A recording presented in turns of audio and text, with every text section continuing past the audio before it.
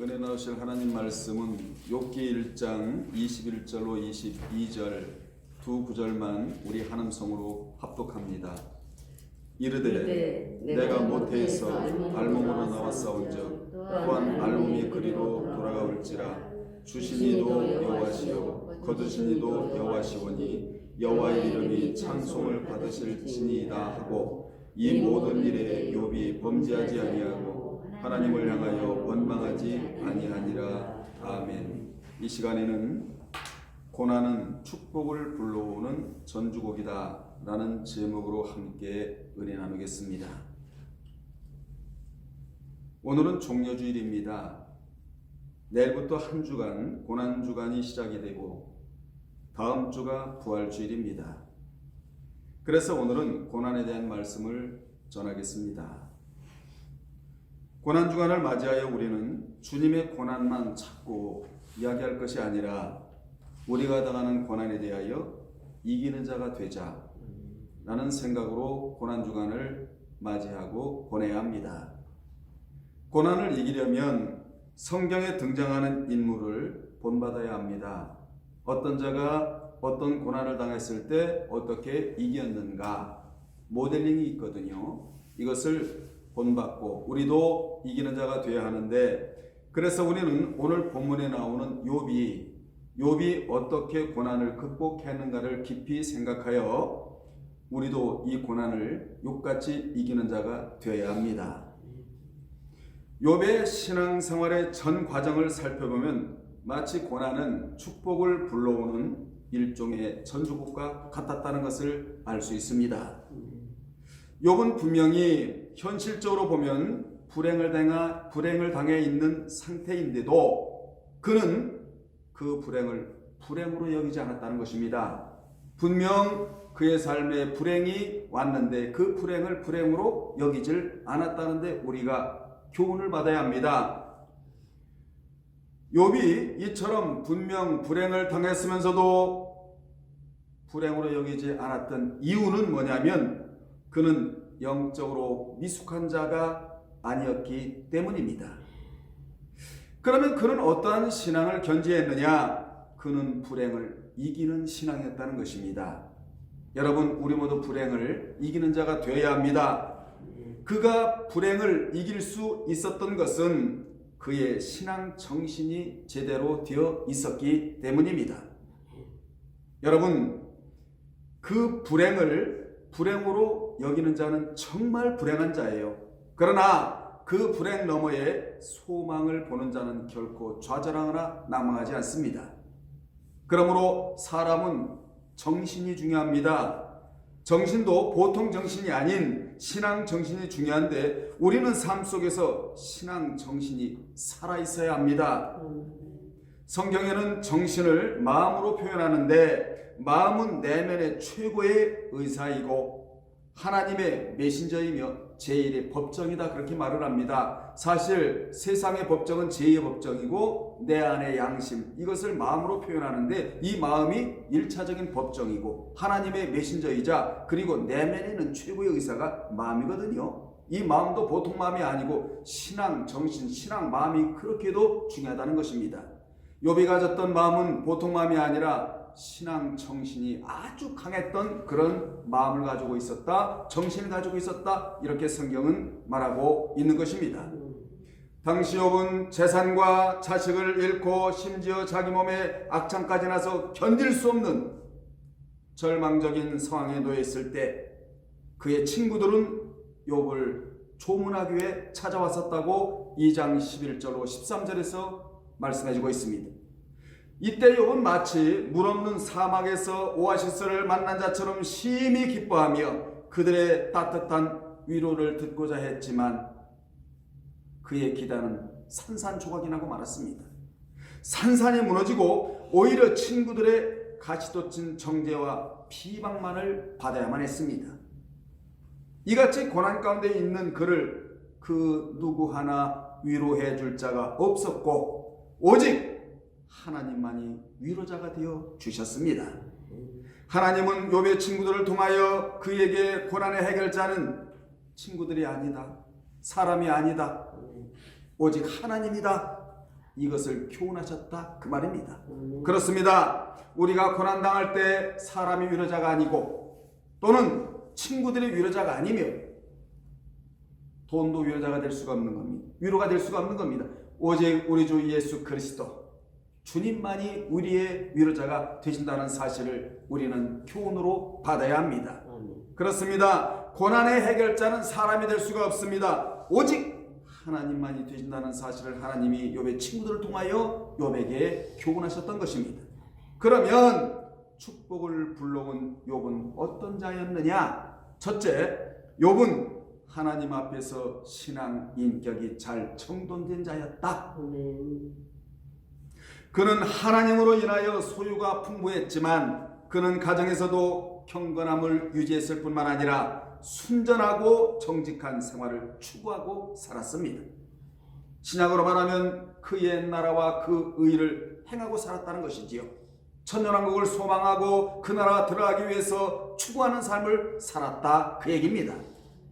그는 생활에서뿐만 아니라 마음으로도 하나님을 떠나지 않는 그야말로 신실한 자였습니다. 그는 혹시나 자녀들의 범죄까지도 두려워하여 그들의 숫자대로 번제를 드리는 그야말로 일상 속에서 경건함을 소홀히 여기지 않은 자가 욥이었습니다. 그런데 사탄의 간계로 인하여 그에게 시련이 다가왔다라는 것이지요.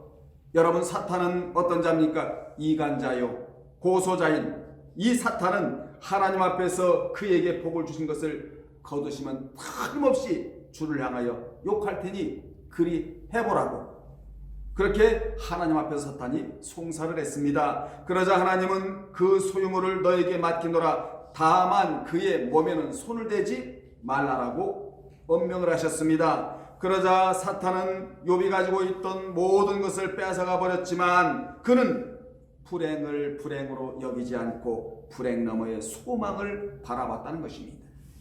여러분, 희망은 어찌 보면 막연한 거예요. 그러나 소망은 정확합니다. 우리는 희망을 바라보고 살아갈 자들이 아니라 하나님 주시는 소망을 따라 살아갈 자가 우리라는 것입니다. 여러분, 소망을 바라보고 살아가는 자는 절대로 절망하지 않습니다. 소망을 여러분 속에서 싹이 트는 이런 은혜가 있기를 주의 이름으로 축원합니다. 절망을 소망으로 이기는 신앙이 바로 바른 신앙이거든요. 이 신앙을 욥이 갖고 있었다 그 말입니다. 두 번째, 욥은 부활의 신앙이었다. 그는 부활을 믿는 신앙이었다. 19장 26절에 보면 그는 부활의 소망이 있었기에 철망을 이길 수가 있었다는 것입니다. 그는 당시 감당하기 어려운 절망 같은 악창 속에서 신음하고 있었지만 그는 인간의 육체는 썩고 파괴되어 버리지만 언젠가는 자신이 부활한다는 신앙을 굳게 믿고 있었다는 것입니다. 그래서 그는 욥기 19장 26절에서 다음과 같이 말을 합니다. 내 가죽이 벗김을 당한 뒤에도 내가 육체 밖에서 하나님을 보리라. 이게 무슨 말씀이죠? 부활을 소망했다는 것입니다. 사랑하는 여러분들, 기독교의 핵심 뭡니까? 주님의 이름과 권세, 십자가와 부활이에요. 우리 모두 부활을 소망해야 될 줄로 믿습니다. 부활도 어떤 부활이냐? 더 좋은 부활. 부활처럼 같지만 부활하고 난 이후에 상급의 차등이 달라지는 부활. 우리는 이 부활을 맞이해야 합니다. 또한 욥은 고난은 정금이 되기 위한 연단으로 인식했기에 23장 10절에서 고난 가운데서도 하나님의 말씀을 귀하게 여겼답니다. 12절에 보면 여러분, 고난 가운데서 원망하는 자가 많지만 그리고 고난 가운데 하나님의 말씀을 뒤로하는 자가 많잖아요. 그런데 욥은 고난 가운데 있으면서도 하나님의 말씀을 귀하게 여겼대요. 그는 고난 가운데서도 하나님의 뜻에 순복하였고 극심한 고통 속에서 탄식하는 그가 하나님의 뜻에 순복하기로 다짐했다는 사실은 그의 신앙이 어떠한가를 우리로 하여금 알게 합니다. 여러분, 한번 생각해 보십시오. 욥의 처지를 생각하면 하나님 말씀에 순종한다는 것이 얼마나 어렵겠습니까? 얼마나 힘들었겠습니까? 믿는 자라도 조금만 어렵게 되어도 낙심하고 마음대로 되지 않는 일에 대해 쉽게 포기하고 일수잖아요. 그런데 욥은 고난 중에서도 하나님의 뜻에 순복하기로 작정하며 그 뜻을 기다렸다 그 말입니다. 고난의 단계에서 무너지는 자가 얼마나 많습니까? 뿐만 아니라 욥은 이 세상에 줄 수 없는 보물인 지혜를 찾았다고. 그는 지혜의 근원은 하나님께 있으며 참된 지혜를 얻기 위해서는 무엇보다도 하나님을 경외하는 것이라고 욥기 28장 1절로 28절에서 핵심적인 말로 그렇게 말하고 있는 것을 볼 수 있습니다. 욥은 자신에게 다가온 고난의 문제를 하나님의 섭리 안에서 찾자 하나님이 너무 귀해서.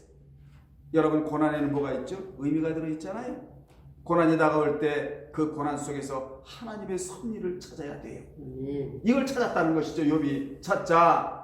욥기 38장 1절로 41절에 보면 하나님이 너무 귀해서 그동안 침묵하고 계시다가 하나님이 욥의 고난의 현장에 나타나셔서 하나님이 내가 너를 사랑하는 것에 대하여 의심하지 말라. 내가 고난의 현장에 있다 할지라도 나의 사랑은 변함이 없다. 여러분, 성경에 불쌍이라는 단어가 나오잖아요. 신약에 민망이, 불쌍이, 스플랑크논. 이 단어가 주는 의미가 얼마나 깊은지 모릅니다. 내가 고난의 현장에 나가 있을 때 나만 혼자 나가 있는 것이 아니고 주님이 옆에 오셔서 응원하시고 격려하시고 박수 쳐주시는 자리가 바로 스플랑크논, 불쌍이라는 자리입니다. 조금만 인내해라, 조금만 참아라, 내가 너에게 축복을 주려고 전주곡을 틀어놓은 것이나 마찬가지다.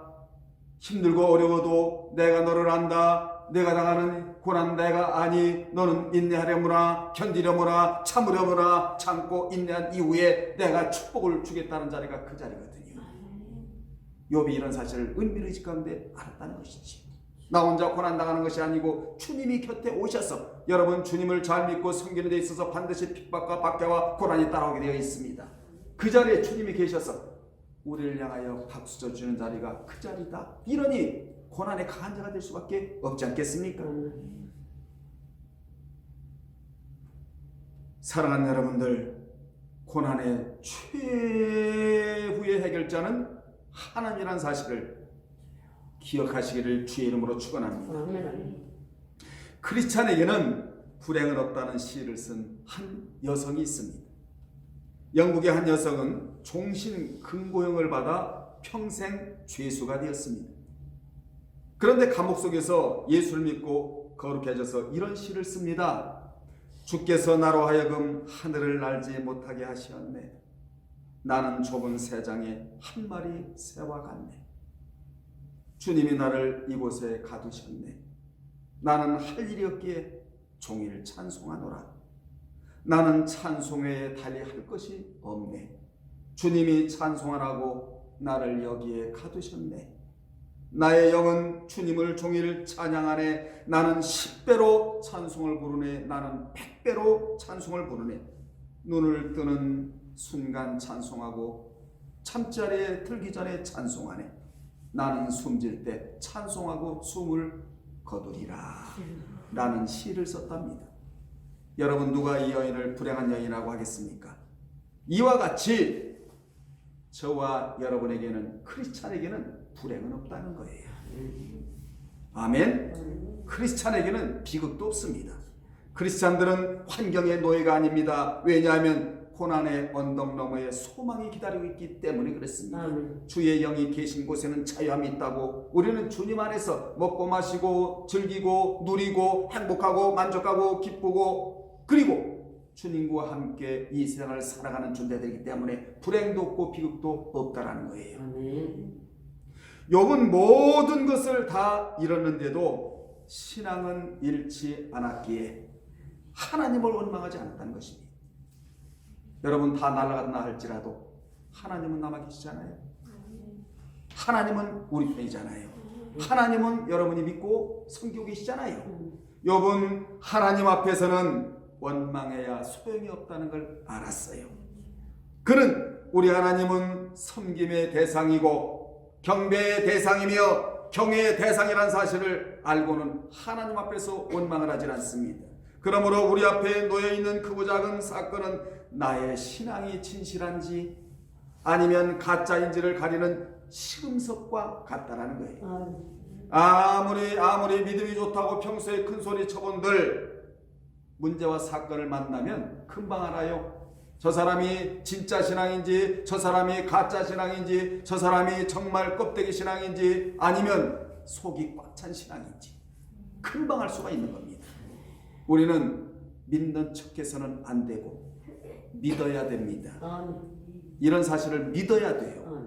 아멘. 기독교는 어떤 종교인 줄 아십니까? 빛과 어둠을 가릴 뿐만 아니라 생명의 종교입니다. 죽느냐 사느냐예요. 신앙은 신앙이 되어야 돼요. 절대로 환경의 신앙이 밀리면 안 됩니다. 신앙이 환경을 끌고 가야 되지요. 여러분 내세가 현세를 끌고 가듯이 여러분의 믿음과 여러분의 신앙이 현세를 끌고 가야 됩니다. 환경을 끌고 가야 돼요. 욥은 잃은 것에 대해 슬퍼하지 않고 남아 있는 것에 대해서 감사했다.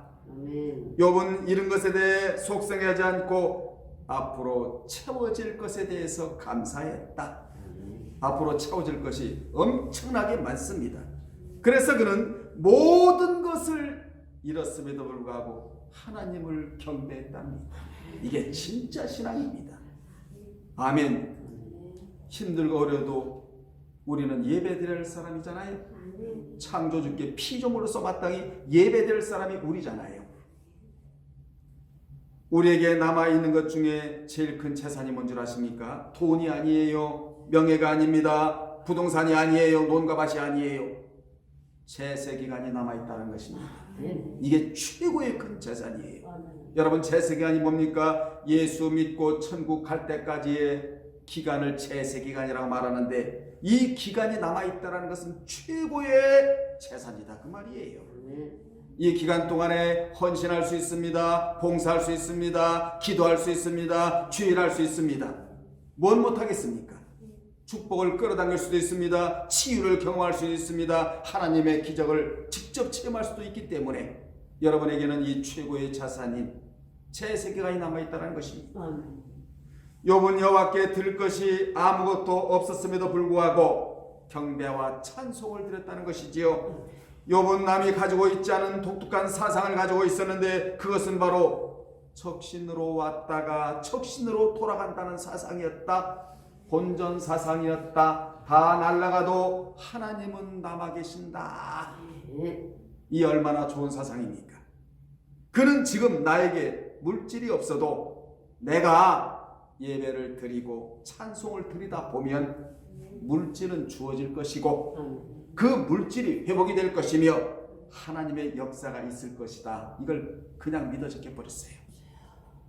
여러분 지금 돈이 없어도 하나님 앞에 예배 드리고 하나님 앞에 찬송 드리고 그분을 섬기고 가다 보면 물질은 반드시 회복이 됩니다. 아멘. 반드시 회복이 되는 거예요. 욥기 42년에서 이걸 얘기하고 있는 거 아니에요? 좀 이따 나오겠습니다만은. 세 번째, 욥은 고난의 긴 터널을 통과하고 난 후에 복을 받았다. 통과하지 않고 복을 받은 것이 아니고 고난의 긴 터널을 통과하고 난 후에 복을 받았다고 욥기 42장 10절로 17절에 기록이 되어 있습니다. 욥은 이제 모든 시련의 막바지에 이르렀습니다. 여러분에게 있는 고난, 시련, 막바지에 이르는 줄로 믿습니다. 이제 그에게는 서서히 고난이 끝나고 하나님께서 회복시켜 주실 일만 남았다라는 거예요. 잠시 후 하나님은 고난 가운데서도 인내하며 연단을 통과한 그에게 배나 축복에 주셨습니다. 아멘. 우리는 이 배나 축복을 받기를 원하는데 통과하려고 하지를 않아요. 통과하고 난 이후에 축복이 주어진다는 겁니다. 변화된 이후에 축복이 주어진다는 거예요. 당시 욥은 회개하고 친구들과 화해하고 그렇게 고난 가운데 인내하며 마침내 연단을 통과하자 하나님이 그를 축복해 주셨습니다. 그는 실로 불같은 연단을 통과한 자였다. 여러분, 그러니 축복도 불같이 받았다는 거예요. 여러분에게 불같은 연단이 있습니까? 인내하고 그 연단을 잘 받아보십시오. 시련을 잘 통과해 보십시오. 불같은 축복을 받게 되어 있는 겁니다. 아멘. 불같은 시련을 받았기 때문에 하나님께로부터 불같은 축복을 받았다는 것이지요. 그는 인내 가운데서 불같은 연단을 통과하고 옳은 자로 인정받아 하나님으로부터 엄청난 축복을 받았습니다. 그는 이전소의 갑절이라는 축복을 받았는데 욥은 다시금 7남 3녀를 얻게 되었습니다. 그 딸들이 얼마나 아리따웠는지 전국에서 욥의 딸만큼 예쁜 여자가 없었다고. 뿐만 아니라 양, 약대, 소, 암나귀를 갑절이나 더 소유하는 축복을 받게 된 것입니다. 그리고 이후로 장수의 복도 받아 욥은 무려 140년을 더 살아요. 그래서 학자들은 이를 근거로 하여 욥의 고난은 70여 세에 있었을 것이고 결국 210세에 욥이 죽었을 것으로 짐작을 합니다. 고난의 대명사로 불렀던 욥이 이제는 축복의 대명사로 바뀌었다는 것입니다. 아멘. 아멘. 그의 삶은 이제 모든 것이 해피엔딩으로 일단락되었다. 아멘. 이렇게 위기를 거듭하면서도 끝까지 인내하고 하나님을 향한 믿음을 거머쥐고 하나님에 대한 신앙이 편치 아니하고 신앙의 절개를 지킨 인내의 사람 욥은 하나님으로부터 다시금 그의 신앙을 인정받고 아멘. 옳은 자로 판명되어 배나 축복을 받았다는 거예요. 아멘. 따라합시다. 그의 신앙의 진가가 그의 신앙의 진가가 만천하에 드러났다는 거예요. 만천하에 드러났다. 이게 최고의 복음입니다. 아멘. 여러분이 어려워도 하나님으로 의지하고 하나님 앞에 나와서 기도하고 찬양하고 예배드리다 보면 반드시 회복이 된다. 아멘. 이게 바로 최고의 전도지가 되는 거예요. 아멘. 아멘. 욥은 천국에 가면 하나님으로부터 크신 상급을 아낌없이 받을 자입니다. 실로 불과 같은 시련을 통과한 자는 이 세상에서도 이러한 축복을 받아 누리고 장차받을 천국에서도 상급의 풍성함을 받아 누릴 수 있는 자가 된다. 아멘. 결론 내립니다. 고난 앞에 승리하는 믿음을 가집시다. 아멘. 고난은 곧 축복을 불러오는 뭐와 같다? 전주곡과 같다라는 거예요. 인간을 하나님을 향하여 원망하고 불평할 자격을 갖춘 자가 한 사람도 없습니다.